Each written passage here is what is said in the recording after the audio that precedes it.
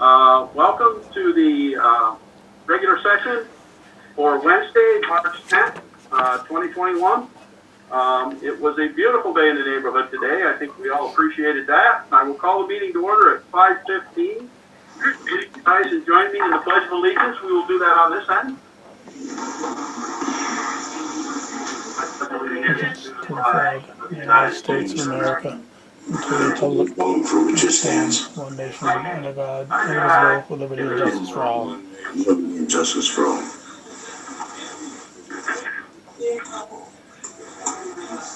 Mr. Zerlo, sir, would you please conduct the roll? Yeah, Chair, just a quick reminder, folks, to mute till we're speaking.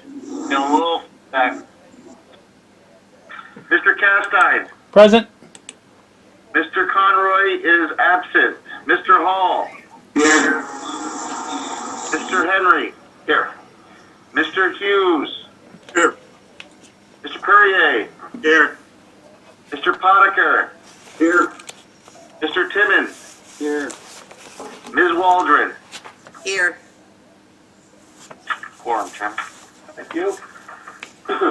All legislators have received a copy of the stenographer's minutes of the February 24th, 2021 regular session.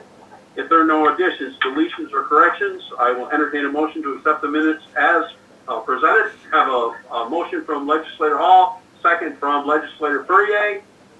All in favor? Aye. Opposed? Carried. With this big virtual format, we will not be having public comment this afternoon. However, members of the public are welcome to express their concerns or comments by emailing us at legislature@clintoncountygov.com. That's legislature@clintoncountygov.com. And Chairman, for the record, we did receive a comment, and I believe it was sent to all legislators. Okay, excellent. Thank you.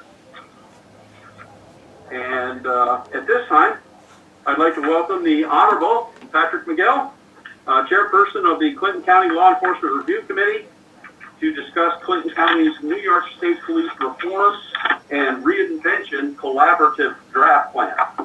Judge McGill.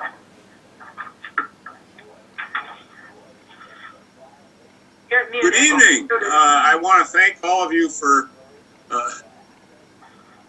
pardon? There you go. You're good. Hello? Yep, you're good, Pat. Okay. I want to thank you. Okay. I want to thank the committee especially for their hard work on what you've received from the legislative offices. We had, just so that it's clear and the record's clear, the committee consisted of myself, Andrew Wiley, the district attorney, Jamie Martineau, the public defender, David Murchison, who was a citizen of the city, Mark Henry, Calvin Castine, Christopher Rosenquist, and Rochelle Gregory. They all contributed to that document that you have in front of you. I also attached, we felt it would be a better way of doing it, attach the public comment on what you have in front of you. We attached what we received from emails with respect to suggestions by the public. As you know, we had several meetings throughout the summer of last year, and they were not, I would say, attended with a lot of people, but we had a lot of good conversations. The people that came contributed to the ultimate document. I also want to thank Sheriff Favreau for having put together his piece of the report that you have. I found myself to be incredibly impressed by the visit out to his offices and going through his procedures and protocols. I would recommend anybody on the legislature to make an appointment and go out there. It's worth the hour or so you'll spend going through that. I was impressed by the completeness of their protocols and their procedures, and the accreditation process, I think, will add to and improve the department or the office as it progresses. I think if there's anybody on top of it, Sheriff Favreau appears to be. He has low I think that's bandwidth, great that's why his service. picture's small. I don't know if there's any questions that you have from scanning the tome that was sent out to you. Like I said, some of it is somewhat fluffy because to give orientation to people who might read it later on by way of maps, by way of jurisdictions, by way of general description of the county. So that part of it is pretty much boilerplate.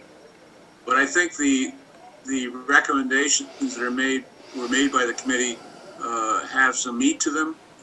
They may be redundant to some extent in the sense that some of that may also be part of the accreditation process that the sheriff is going through at the moment. So it really, I think, sort of underlines what the sheriff's office has been doing that may not have been necessarily known by the people as a whole, and especially the public, because it's not the kind of thing that you go out and put an ad on TV or do a seminar on.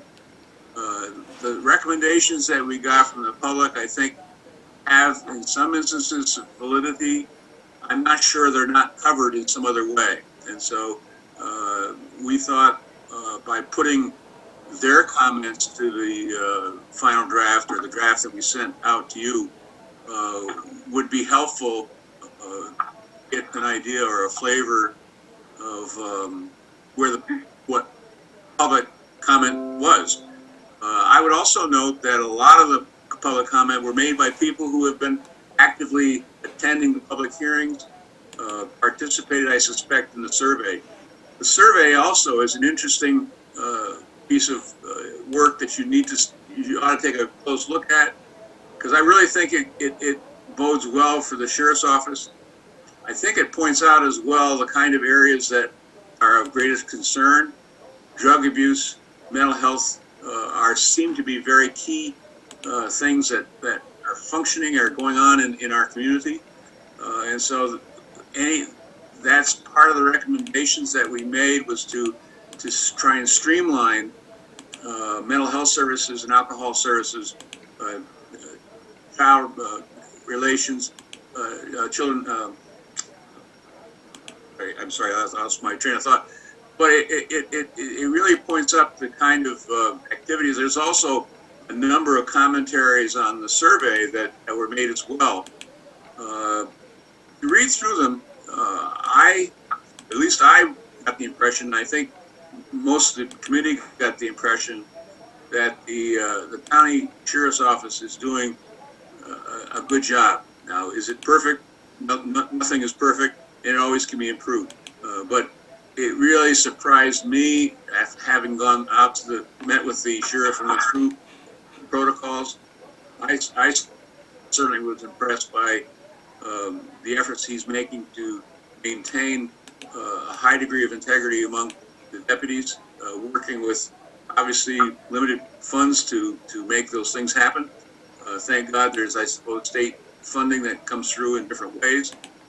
But I think on a whole, the sheriff's office came out a lot better than one might have thought, just from the public media that's been going on about police and policemen's lives and the people that have been involved in incidents with the police. It clearly has rendered a bell ringing, at least in the sheriff's office, I think, that has been effectively answered, but by no means done. It's not, there's no, they say, we're done, we're perfect. That's not the attitude at all. So I was impressed by the sheriff's office and what they do every day. Their jurisdiction is large. It is complicated. Somebody made the comment that, every incident has its own set of facts. Someone also made the comment that when someone is arrested, that that has to take place over a very short period of time for safety reasons or whatever. But it takes the court system and the lawyers probably 2 or 3 months before they get to try the situation. So it's a demanding job, and I think those that are in that business and that are operating as deputies are under a lot of pressure at any given time. Couple that with the usual things that they have to do, like issuing warrants, evictions, service of papers, etc. All of those give an opportunity for injury or harm to come with regard to it. So it's a balancing act that they're doing in trying to maintain unbiased attitudes toward the people they're dealing with, or they're thrown in with, as it were, at any given time. So I would recommend you take a look at it, take whatever action you feel necessary. If there's further direction from you, obviously I'd be happy to assist and help if I can. But it's been a great learning experience, and I think it's the committee worked very well together, and I'm frankly happy with the product. Any questions? I got the sun on my face here. Just for the record, I just want to frame things. That you know, the governor in his executive order started this process, and I'll turn you to page 15 if you have the document in front of you, and you can see the next steps. So we are at step 3 of 5 remaining steps. So that this is the presentation to the legislature. So there will be 2-week time period for the legislature to review the policy as it stands. And then the county legislature will have to adopt the plan in this form or in amended form at its March 24th, 2021 meeting, because certification of said plan needs to be approved and sent to the state of New York by April 1, 2021, or the county is in jeopardy of losing state funding. So I'll also point you to the appendix on page, starting on page 19. So on page 21, the governor's letter outlining this process. I just want to make everybody aware that we have or will be taking every action on those bullet points outlined on page 21. And we have checked every one of those, or will check every one of those boxes. Now, that's notwithstanding the recommendations contained herein. This is what the committee recommended to the legislature. The legislature obviously has the ability to adopt this recommended plan how they seem fit. But the plan will be, just so you know, that we will have a resolution adopting something on the 24th of March. So I'd urge everybody to have a complete review of what Mr. McGill presented this evening. And I'm sure he would be available to answer any questions tonight and throughout the next fortnight. So in case there are some clarifications that any legislator requires. So with that, Chairman and Mr. McGill, if he'd be able to answer some questions. Yes, we will. Patty, you had a question? Yeah, I was just curious, what dramatic change is there to this document to warrant previous, or what can you say was one of the major changes that is changing our system, and how are we going to implement? I'm just curious, how are we going to implement this document in real life? I think, I don't know if the judge got that or not, but I'll jump in. I think one of the biggest changes, Patty, is the mental health aspect of this. I think is big, and that kind of also marries up with the drug problem that we have, not only here but everywhere. But I think probably the largest thing is the mental health aspect, training of the deputies, how the deputies and the existing mental health structure can work together. There was also a mention in there about a critical incident team that might be explored with additional training to have folks handle more of these mental health issues that are better trained. Now, that might be a deputy, or it might be somebody else, or it might be a combination of both, but that needs to get fleshed out over time. The way I saw the committee, and the judge can speak for himself, is that we were not here to lay out exactly how every procedure was going to be made when you respond to something. I think our role as the committee was to find out what was perhaps first off, what the public felt, what the public perception was, and then how do we address what the public's perception, what the public's input was, how can we best address that, and make those recommendations to the sheriff's department to be carried out at a later date. Now, that may require something for the legislature down the road, but it's not necessarily our place to run the sheriff's department day to day, make the recommendations, come in at the 10,000 foot level, and then allow the sheriff to look at this, read this report, and respond to it. Like accreditation, for instance, that was a big one. So the sheriff, I think, is about 3/4 of the way through accreditation, which is a very important thing to do. So our recommendation, obviously, is to ensure that you continue this accreditation program so that you become accredited. Now, he will do that. That will be done. So those, I think, mental health and accreditation and drug issues are the biggest ones. There's others. I believe those are the biggest tags. Thank you. That was my question. I didn't articulate that very well, but you spot on, Mr. Henry. Thank you. Yes, ma'am. Judge, do you have anything to add on that? If I may interject, a couple of things that are not troublesome, but need to be recognized. And one is that the sheriff's office is a separate office. It's a constitutional office. It's operated by someone who's elected every 4 years. So there is a safety net, if you want to call it that the public can respond to the job the sheriff is doing. The county, I believe, is fundamentally the funding agency as to how things are funded at the sheriff's office, joining or helping in making getting funding from the state, etc. All those things.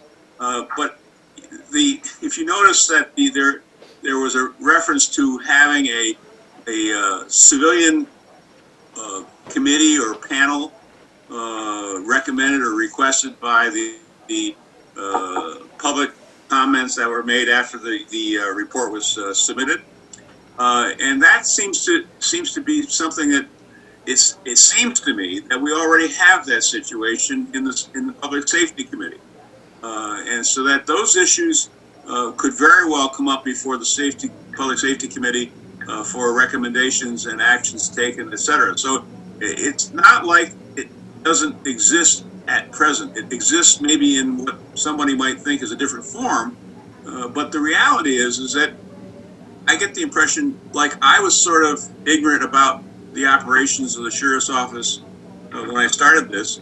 I think the general public is also ignorant about what sheriff's office is all about, and so I get the impression from the mandate from the governor is that it was really a question of seeing whether there's grassroots problems that we weren't aware of, and to explore those. Like that, and it came out in the public hearing as far as training and so forth was concerned. What surprised me was that much of that had already been dealt with in some fashion. The training programs, the dealings with mental health, etc. Actually, there is an undefined relationship between the mental health department and the sheriff's office with certain situations that occur in going out to calls and this sort of thing. And so there is a relationship. It isn't formalized in any manual or whatever, but both the sheriff's office and the mental health department recognize that much of the problems that a deputy meets on the street or out in the country answering a call may very well relate to something that he's not trained in the sense of being a mental health expert or a alcohol expert. Or, it'd be nice to have them all in the back seat of the troop car or the deputy car, the sheriff's car.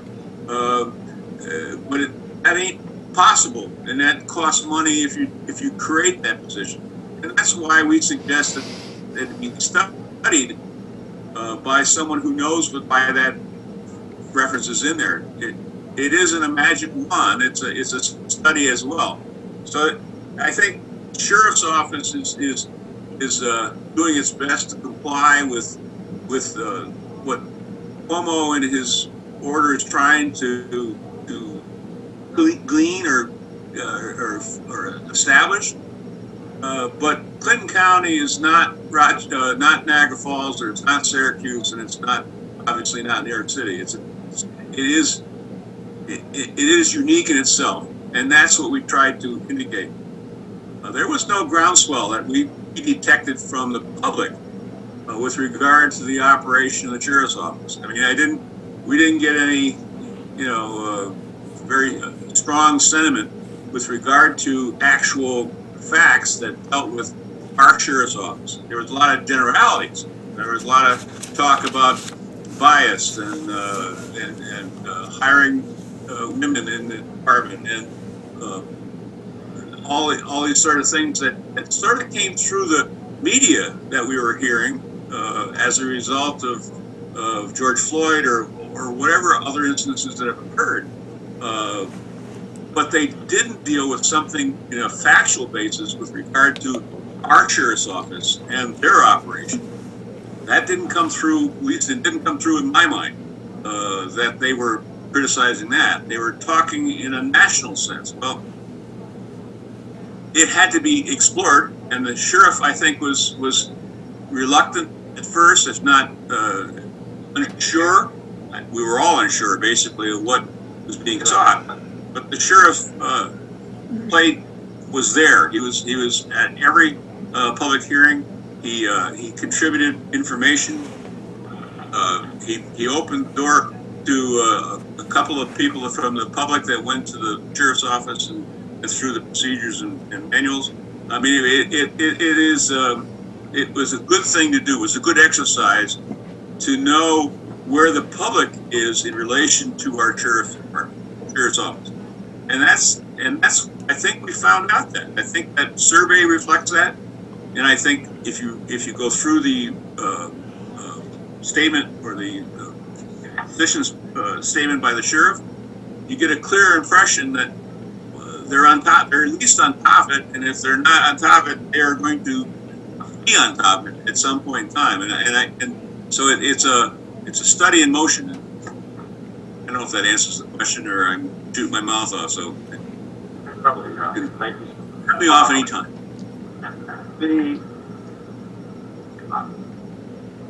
I want to thank the public for the input that they had. Much of what the public suggested, Patty, I think in addition to your question, I'd add on to your question, much of what the public suggested is incorporated into this document, the suggested policies or something to move forward on. Yet I think, as the judge just suggested, there's a very balanced view, too, of what is going on. So you'll have an opportunity to review this. Hopefully you will find it complete, that it'll answer any concerns or questions that you have. I also want to thank the judge for the hard work that he's put into this. This has been a months-long effort. He showed a lot of patience and leadership. He was always fair. And all of this has been based, everything that's in front of you right now, has been based on public input, as I say, with a balanced view of our unique place here in Clinton County. So I want to thank the judge for what he's done. Hopefully you will review this document, and next meeting we will have some resolution. So there will be a resolution on adopting the policy. I would urge that you get your questions answered if you have any. If you don't, we obviously can amend the document, at the meeting on the 24th. But that there will be a resolution adopting a plan in some form on the 24th, because we need to get it to the state of New York by April 1st. Francis? Yeah, are we gonna get a hard copy like you have to look at? Oh, I thought you had one. You don't have one? Yeah, you were sent one. I was sent one? All legislators received a copy. Yeah. So by email. If you want a hard copy, We you don't can have have one one. hard copy. The mail, Anybody else want a hard copy? Okay, just one then. All right. Wendell. Oh, okay, Wendell Pick wants up one. Gail. Yep. yeah, Mike, I did get an email, but it's a lot easier to look on hard copy. Okay. Judge, anything additional, sir? If I may, yeah, the only other thing I would say is that if there's anyone that wants to discuss it or go through the details of it in some fashion, please feel free to contact me. I can do through my office or whatever. If the public safety committee is taking it up, I'll be happy to meet with them if that's the case as well.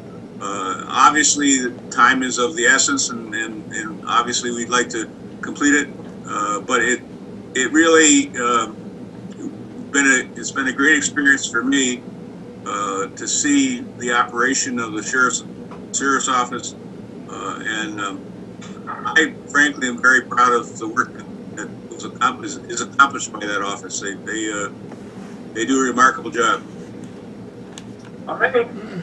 Thank you. Anything further on that? We'll move on. Just for the record, you cannot stay and vote this evening, Mr. McGill. That'll be yours. Oh,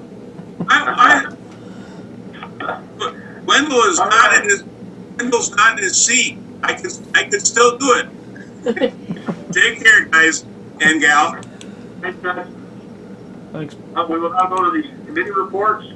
Each legislator shares one of the 10 standing committees, and I will call upon the chairperson of each committee in alphabetical order by committee, starting with Buildings and Grounds. I have that report. Yes, sir. On behalf of Legislator Conroy, Buildings and Grounds Committee met on March 8th. James Cleveland, the superintendent of Buildings and Grounds, discussed the 2021 master plan. This will be discussed further at an upcoming finance committee.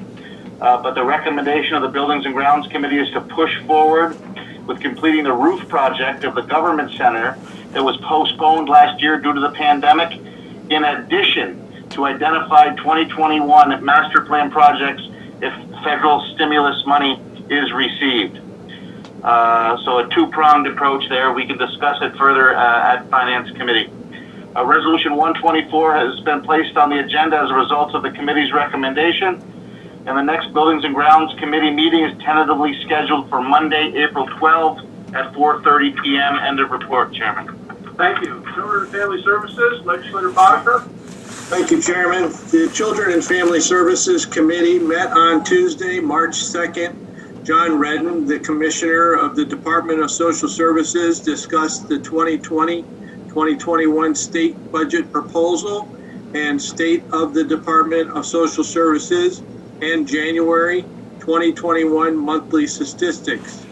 Resolution number 125 has been placed on the agenda as a result of the committee's recommendation.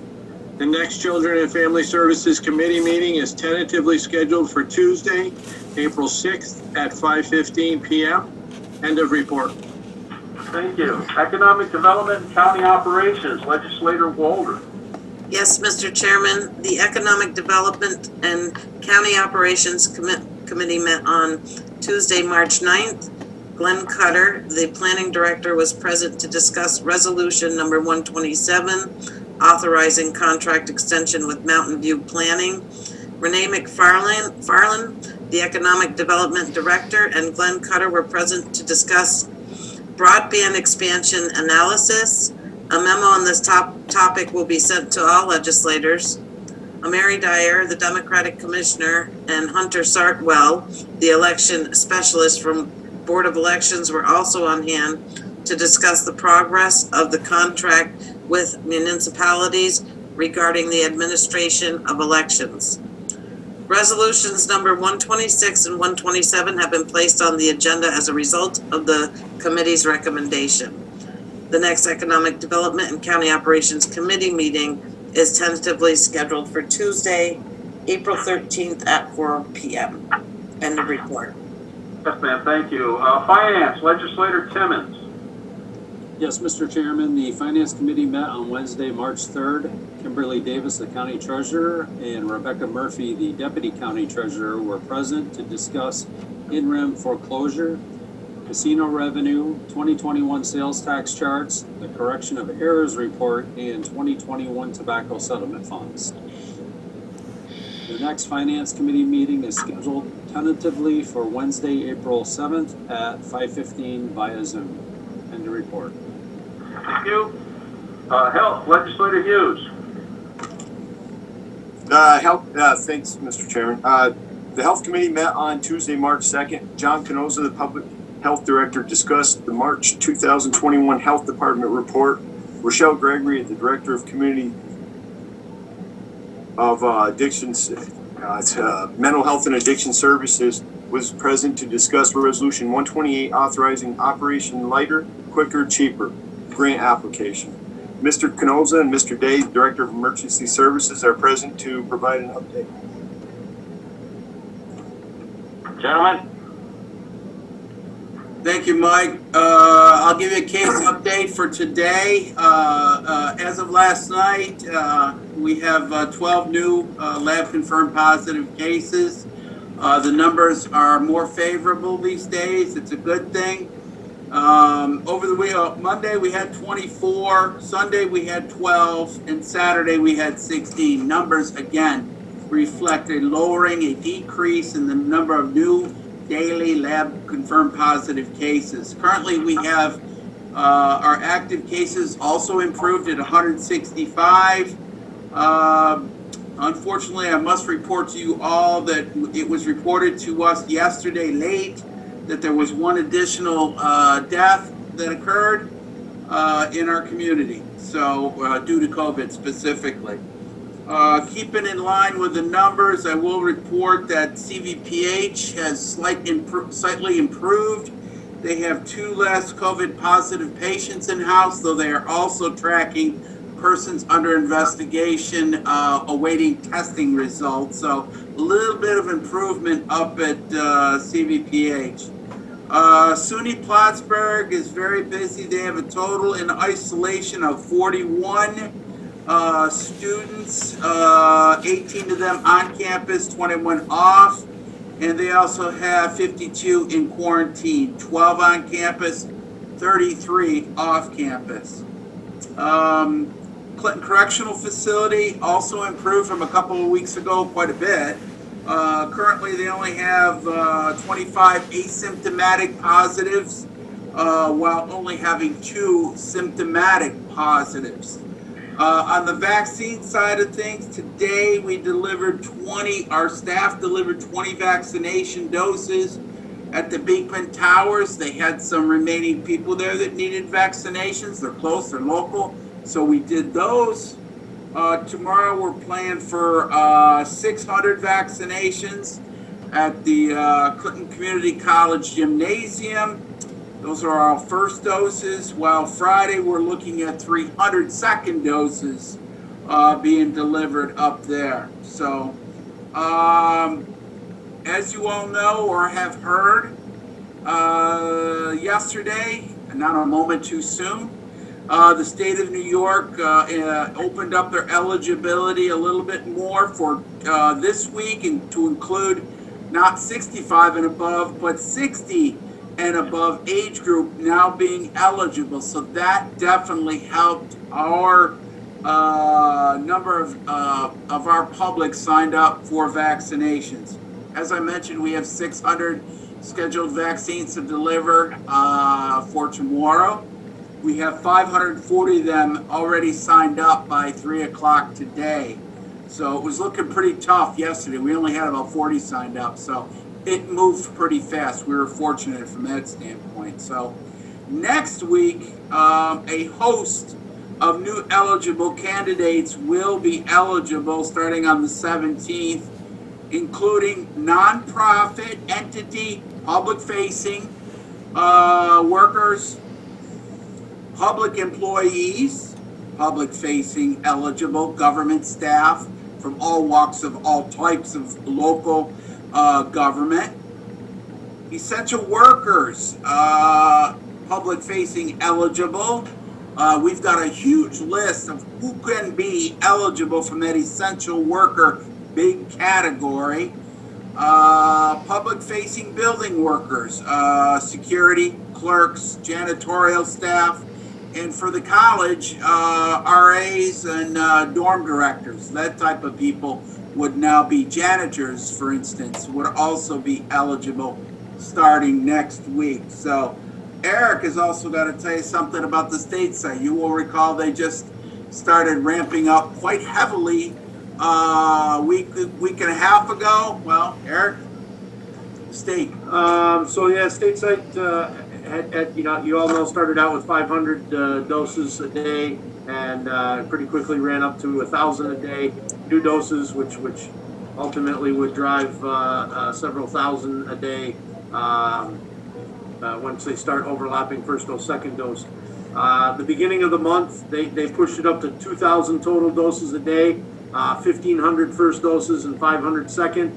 That caused a fair amount of issues for them in the facility over there, but they were able to, once they got their stride, get things going through. As of this morning, well, actually as of yesterday, for some reason, and we don't know all the reasoning behind this, but for those that are trying to keep score of the game over there, they're back down to 1,500 appointments a day. So I don't know if it's because vaccine is lowered, or if it's because they were unable to fill the appointments, or if it's because they were clogging Arizona Avenue and felt that was an issue.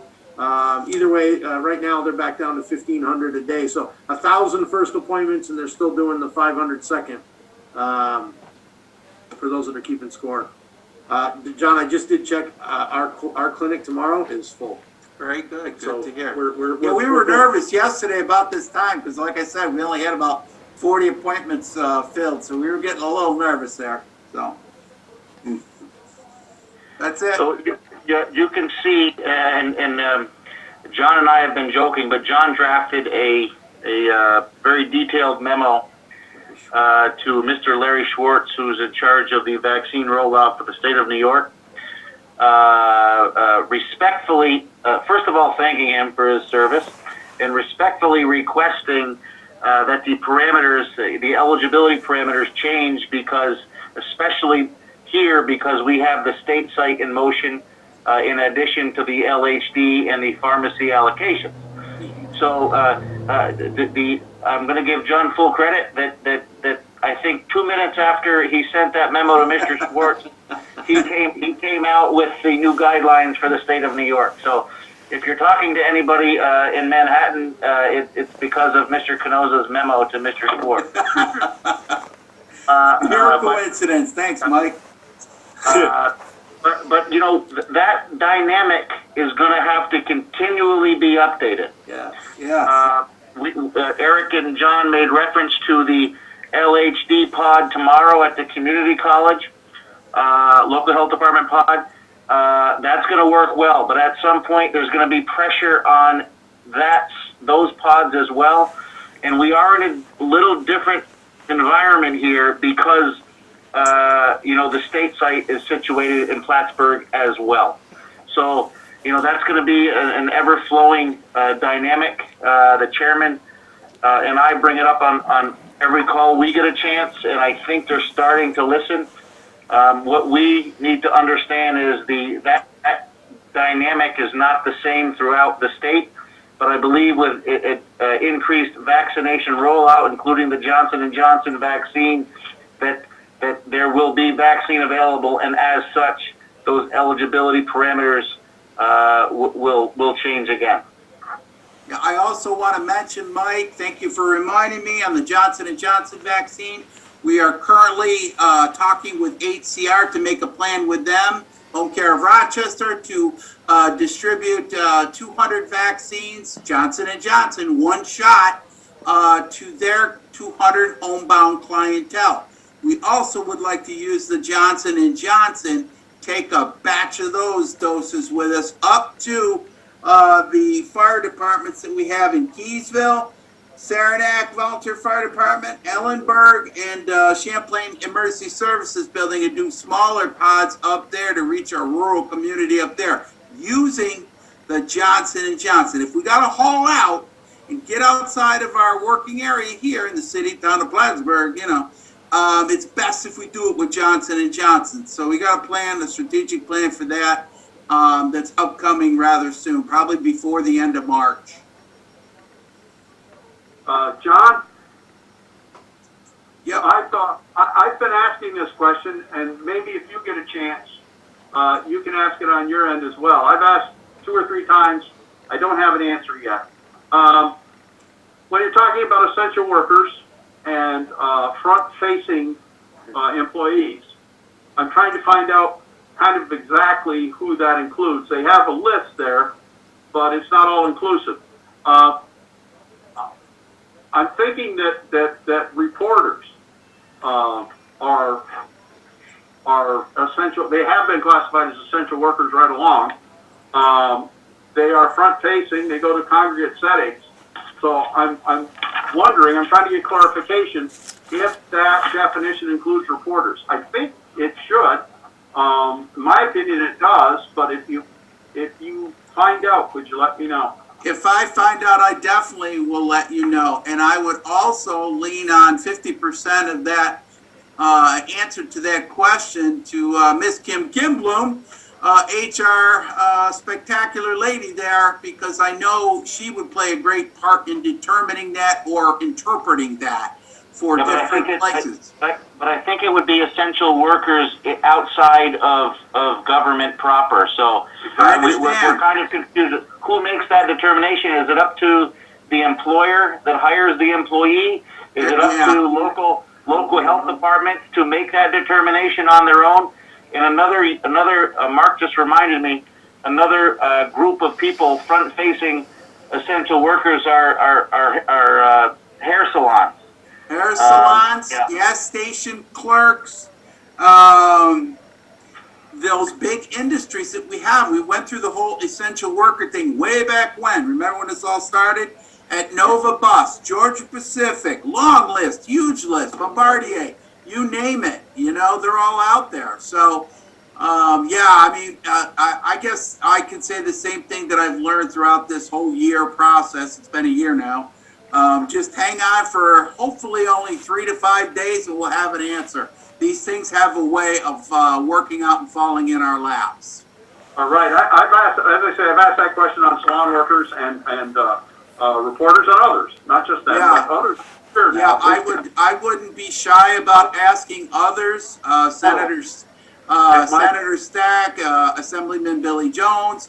It's good to get a good handle of some answers on questions like this, so you get a good sampling of what the answers are. I really like to know that, especially this early stage with the new one for essential workers, public facing eligible. That could be huge, but is it meant to be more specific? I don't have an answer for you, Mark. Well, that's okay. I didn't expect one. I just want to put it out there for you. We have our phone calls tomorrow. I've got 2 of them. We'd fire you, but you'd probably thank us. So. He said he'd fire you. You'd probably thank him. Yeah, thank you, Mike. Yeah. Me too. That was sweet. Yeah. All right. No, Eric? No, sir. I'm good. Thank you, gentlemen. Wendell? All right, Resolution 128 has been placed on the agenda upon the committee's recommendation. The next Health Committee meeting is tentatively scheduled for Tuesday, April 6th at 4:30. With that, I'm clear. End of report. Thank you. Human Services, Legislator Furrier. Thank you.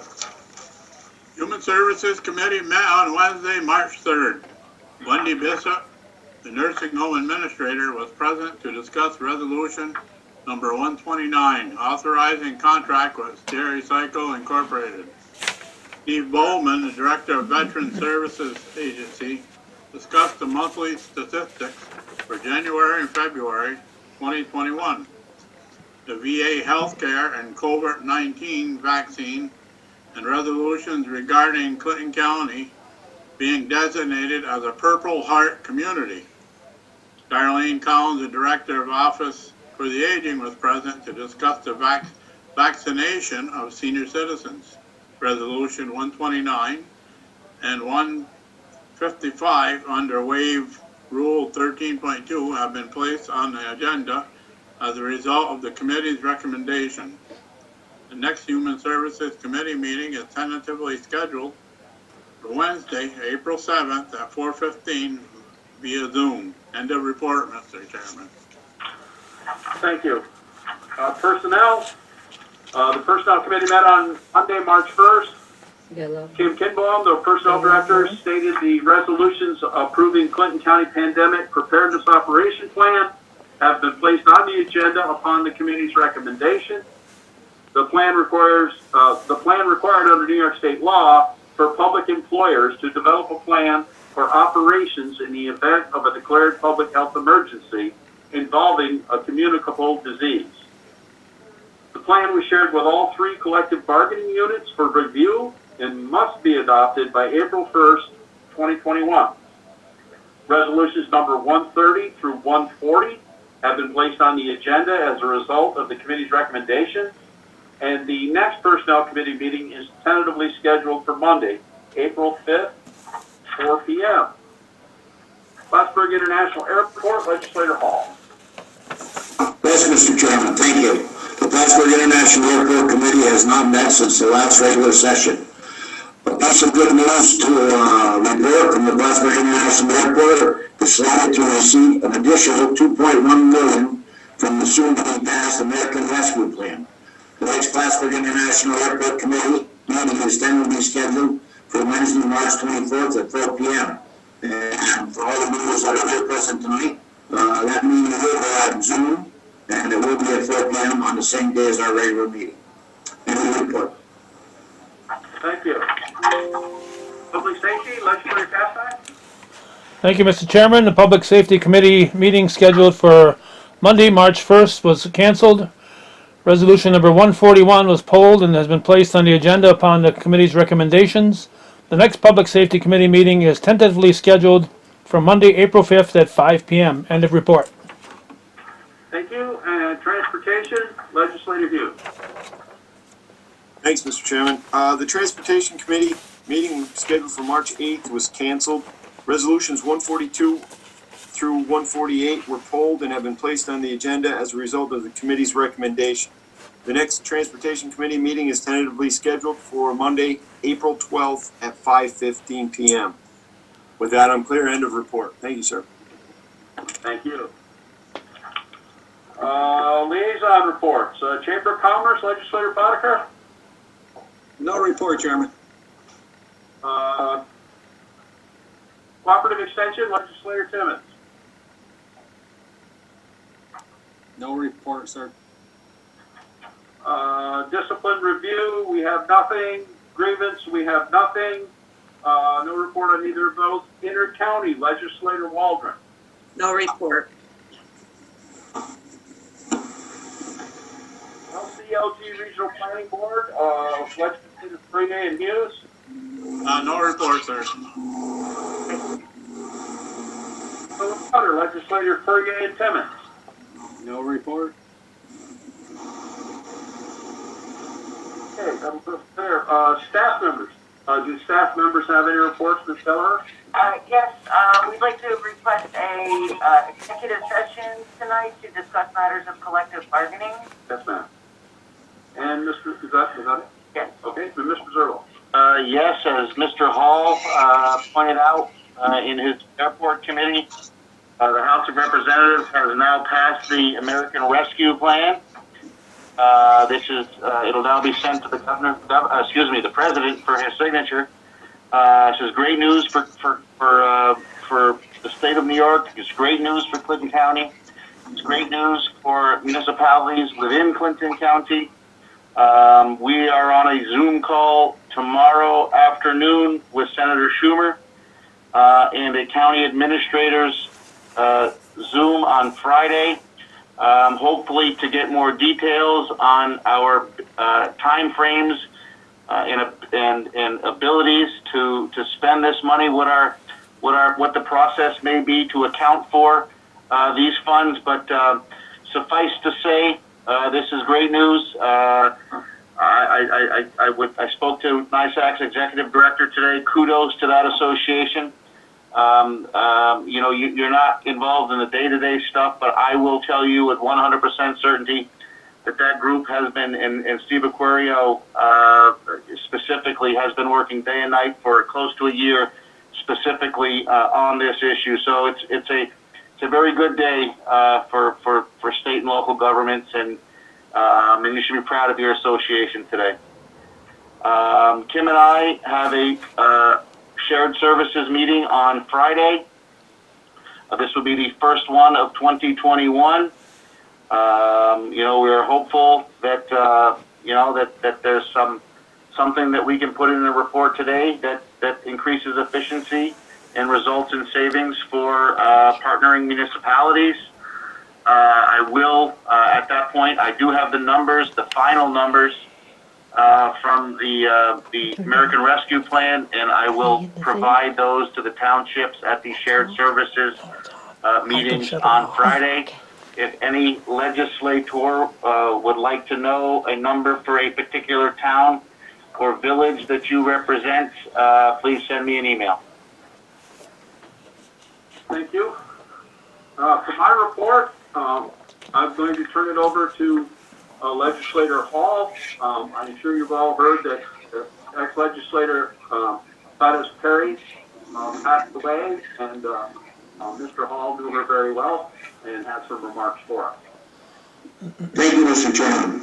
On behalf of the chairman and the staff at the Government Center and our legislators, I'd like to let the Perry family know we'd like to send our condolences and our prayers to each and every one of them.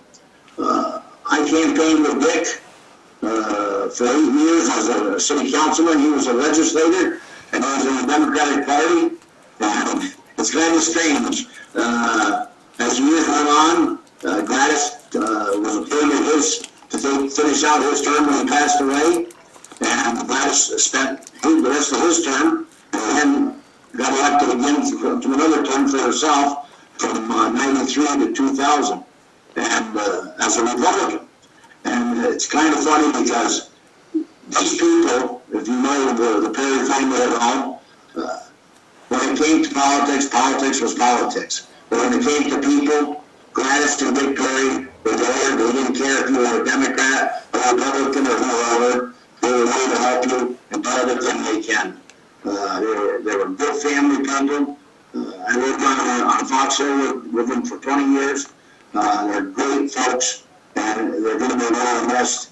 And I send my condolences from all of us to the Perry family. And I'd like you to know that the girls and Rick Perry, I've talked to Rick, are just like their parents. They're there to help anytime they can. So it's a good family, and we've lost a good legislator. Thank you, Mr. Chairman. Thank you, Bob. Thank you very much. We'll move on to the resolutions. I should note that the majority of the resolutions have been thoroughly discussed by the appropriate committee, and the taking action tonight based in large part on the recommendation of those committees. Mr. Zerlo, will you please read the titles of the resolutions to be acted upon? Certainly. Resolution 123, approving adoption of the Clinton County Pandemic Preparedness Operations Plan. Legislature. Motion, Mr. Castine. Second, Legislator Hall. Discussion. All in favor? Aye. Aye. Opposed? Carried. Resolution Resolution 124, authorizing contract with Pipeline Mechanical of Plattsburgh, Buildings and Grounds. Motion legislator Timmons, second legislator Perrier. Discussion. Roll call. Mr. Perrier? Yes. Waldron? Yes. Resolution 125, authorizing the Redlick Horowitz Foundation COVID-19 Rapid Response Grant application and acceptance social services. Motion legislator Potiker, second legislator Hall. Discussion. Roll call. Mr. Perrier? Yes. Waldron? Yes. Resolution 126, authorizing the county treasurer to increase appropriation and corresponding revenue for the 2020-2021 Snowmobile Trail Grant. Legislature. Motion legislator Waldron, second legislator Castine. Discussion. Roll call. Mr. Perrier?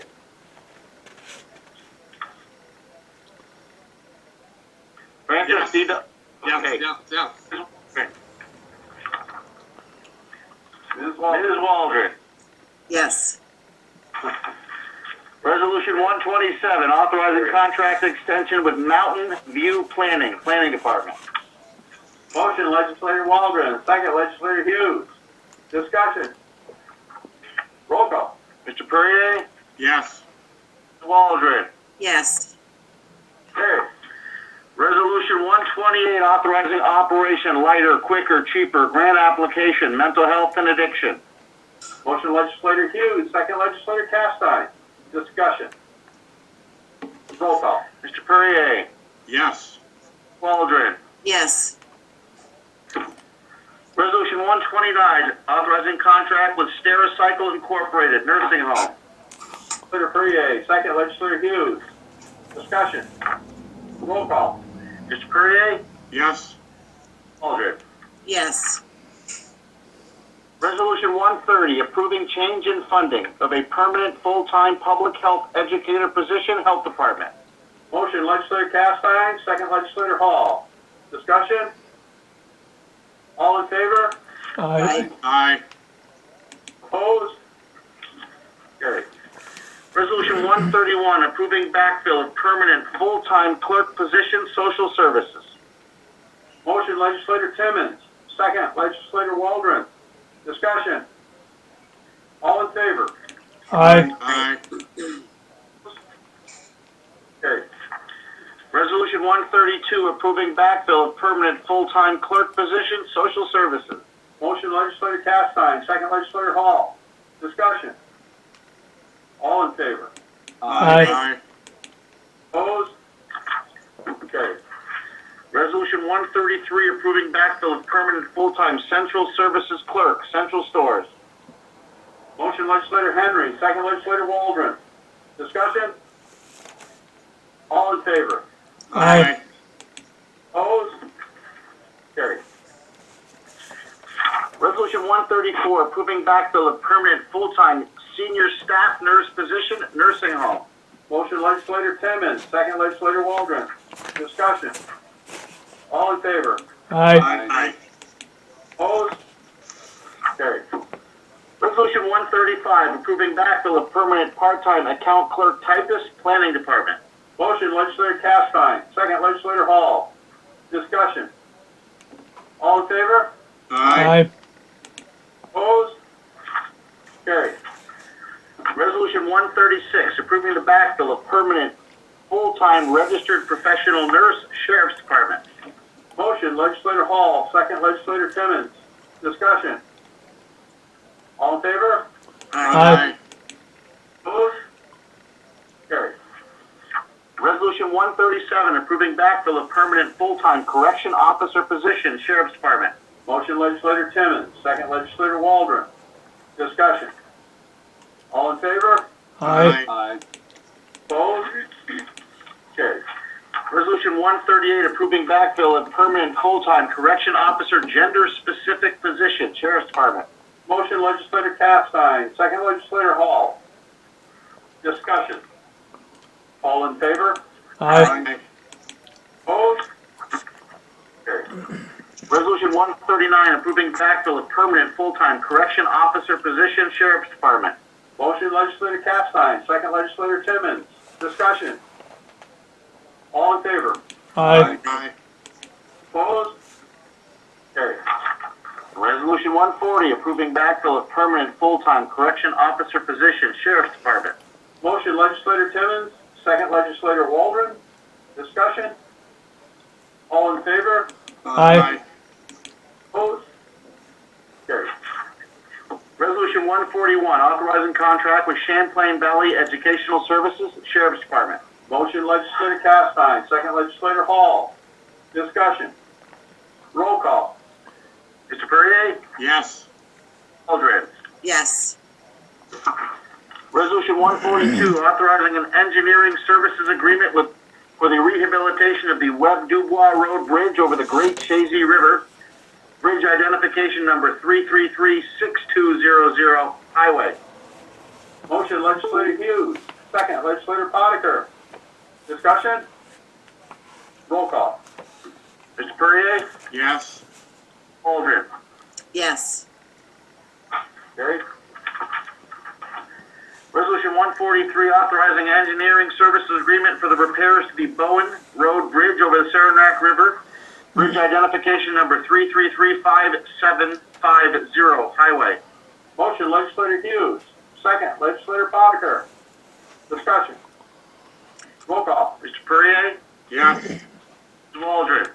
Yes. I'd also like to second this one and the next one. Sure. Thank Second you. that. Be discussed, seconded by legislator Potiker and, Waldron. Legislator Castine, would you like to be recorded as a second on resolution 142, the Webb Dubois Road? Certainly, yes. Okay. Thank you. And I should point out, that's the Lawrence Paquette Bridge. Oh, okay. Go ahead. 24. 144. Resolution 140, thank you, everybody. Resolution 144, awarding bid for the rehabilitation of the Pup Hill Road Bridge over the Saranac River. Bridge identification number 333-5720, highway. Motion legislator Hughes, second by legislators Potiker and Waldron. Discussion. Yes, I just looked at the discrepancy in the cost here, and the low bidder is really quite a bit lower than the other bids. And lowest isn't always the best. Are we satisfied that we've looked at this and we're going to get what we need? Yeah, these have been reviewed by our consulting engineer. Secondly, this company has done several projects for the county and has acquitted themselves quite well. To your point, that is certainly a discrepancy. They have reviewed this bid with our consulting engineer. Okay, thank you. Okay. Anything else on that? Roll call. Mr. Perrier? Yes. Waldron? Yes. Resolution 145, authorizing contract with Rainey's Repair, highway. Motion legislator Hughes, second legislator Potiker. Discussion. Roll call. Mr. Perrier? Yes. Waldron? Yes. Resolution 146, authorizing contract extension for asphalt concrete materials and delivery for the year 2021, Highway Department. Motion legislator Hughes, second legislator Potiker. Discussion. All in favor? Aye. Opposed? Carried. Resolution 147, authorizing contract renewal for tack coat for the year 2021, Highway Department. Motion legislator Hughes, second legislator Potiker. Discussion. All in favor? Aye. Opposed? Carried. Resolution 148, authorizing contract renewal for joint and crack sealing with asphalt cement for the year 2021 highway. Motion legislator Hughes, second legislator Potiker. Discussion. All in favor? Aye. Aye. Opposed? Carried. Resolution 149, authorizing the county treasurer to establish appropriation and corresponding revenue for one-stop operator program, employment and training. Motion, legislator Timmons. Second, legislator Potiker. Discussion. Roll call. Mr. Perrier? Yes. Ms. Waldron? Yes. Resolution 150, authorizing the county treasurer to establish appropriation and corresponding revenue for the Family First Prevention Act allocation, social services. Motion, legislator Timmons. Second, legislator Potiker. Discussion. Roll call. Mr. Perrier? Yes. Ms. Waldron? Yes. Resolution 151, authorizing the county treasurer to establish appropriation and corresponding revenue for the daycare registration grant program, social services. Motion, legislator Timmons. Second, legislator Potiker. Discussion. Roll call. Mr. Perrier? Yes. Ms. Waldron? Yes. Resolution 152, authorizing the county treasurer to establish appropriation and corresponding revenue for the Safe Harbor Grant, social services. Motion, legislator Timmons. Second, legislator Potiker. Discussion. Roll call. Mr. Perrier? Yes. Ms. Waldron? Yes. Resolution 153, authorizing the county treasurer to increase appropriation and corresponding revenue for the Temporary Assistance for Needy Families Program, social services. Motion, legislator Timmons. Second, legislator Waldron. Discussion. Roll call. Mr. Perrier? Yes. Ms. Waldron? Yes. Resolution 154, authorizing the county treasurer to reappropriate 2020 funds for various accounts, treasurer's office. Motion, legislator Timmons. Second, legislator Hall. Discussion. Roll call. Mr. Perrier? Yes. Ms. Waldron? Yes.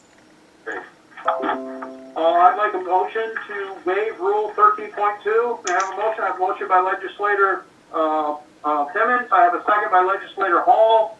Discussion. All in favor? Aye. Opposed? Carried. Resolution 155, a resolution proclaiming Clinton County as a Purple Heart Community. Legislature. Mr. Perrier, would you like to make this a 4-4? Yes. Okay, 4-4. Discussion. All in favor? Aye. Aye. Any opposed? I didn't hear any. Carried.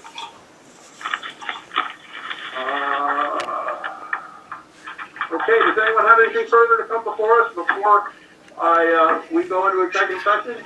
Only to say, Chairman, that the conversation in executive session may lead to a resolution post-executive session. Okay, thank you. May I have a motion to go into executive session, please? Motion by legislator Perrier, second by legislator Potiker. All in favor? Aye. Aye. Opposed? Carried. Stand by. Thank you. Mr. Chairman, we've got an additional resolution to act on this evening. Resolution 156, authorizing the chairperson to execute an agreement by and between the County of Clinton and Sheriff of Clinton County and the Clinton County Deputy Sheriff's Police Benevolent Association, Sheriff's Department. Here I have a motion by legislator Timmons, second by legislator Castine. Discussion. All in favor? Aye. Opposed? Carried. Thank you. Thank you, folks. Anything further?